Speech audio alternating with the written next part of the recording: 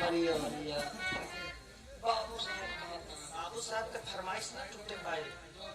बाबू साहब से अरे हम 70 रुपए दे एक सीताम दे काम कहते होए अच्छा तो हम चल